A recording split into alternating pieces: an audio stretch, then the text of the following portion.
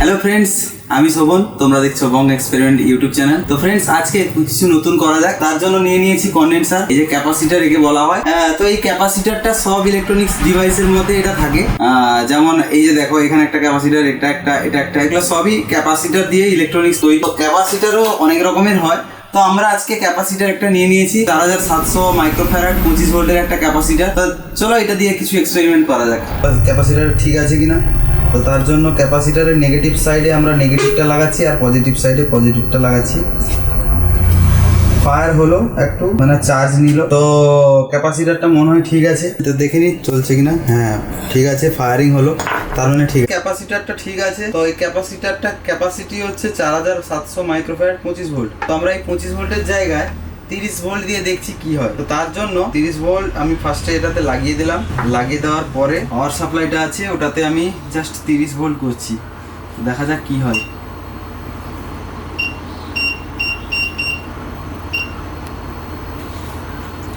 তো friends, 30 volt তো করে দিয়েছি, 3 অ্যাম্পিয়ার। তো এটা অন করে দেখি কি হয়।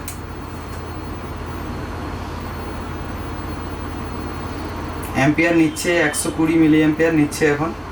কন্টিনিউ।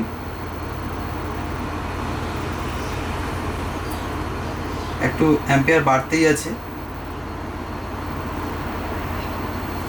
তোমরা দেখতে পাচ্ছ কিনা জানি না, এখানটা অ্যাম্পিয়ার বাড়তে আছে। একদম ডাইরেক্ট 3 অ্যাম্পিয়ার নিচ্ছে।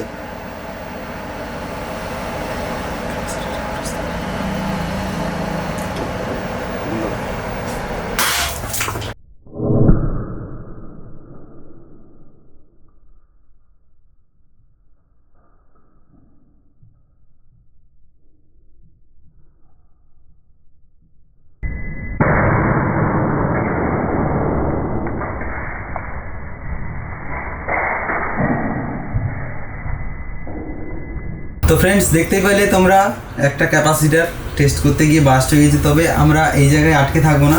এই যে ক্যাপাসিটারটা বাস্ট হয়েছে এইভাবে, জাস্ট আমি দেখিয়ে নিচ্ছি। তো আমরা এই জায়গায় আটকে থাকবো না। তো আমরা এই এক্সপেরিমেন্টটাকে আর একটা নেক্সট লেভেলে এগিয়ে নিয়ে যাবো। তো তার জন্য আমরা এটাতে দিয়েছিলাম 25 ভোল্ট 30 ভোল্ট দিয়েছিলাম।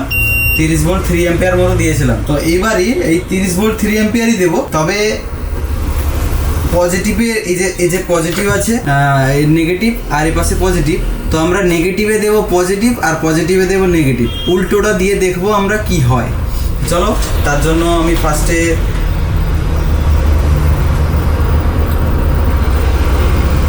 এই যে তোমরা দেখতেই পাচ্ছ যে আমি উল্টোটা দিয়েছি, দেখি কি হয় উল্টোটা দিয়ে।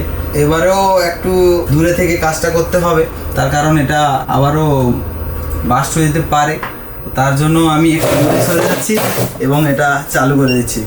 তো চালু করার পরেই দেখতে পাচ্ছ অ্যাম্পিয়ার এখানে জোরদার নিচ্ছে।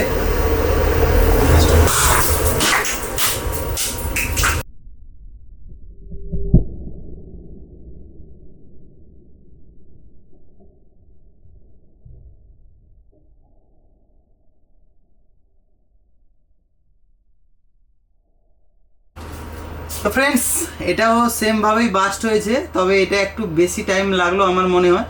তো এই যে ক্যাপাসিটার আর বাস্ট হওয়ার পরে কোথায় ছিটকে চলে গেছে বুঝতেই পারছি না। এই যে কিছু কিছু পার্টস এদিক সেদিক ছিটকে পড়ে আছে। এক্সপেরিমেন্টটা কেমন লাগলো তোমাদের কমেন্টে জানিও, আর ভালো লাগলে লাইক করো। চ্যানেলে নতুন হয়ে থাকলে চ্যানেলটাকে প্লিজ সাবস্ক্রাইব করে বেল নোটিফিকেশনটা অলে সেট করে দিয়ে যাও। আর কেউ ঘরে এটা ট্রাই করার চেষ্টা করবে না, কারণ এগুলা খুবই বিপজ্জনক একটা কাজ। তো চলো, আজকের মতন এই পর্যন্ত, টাটা।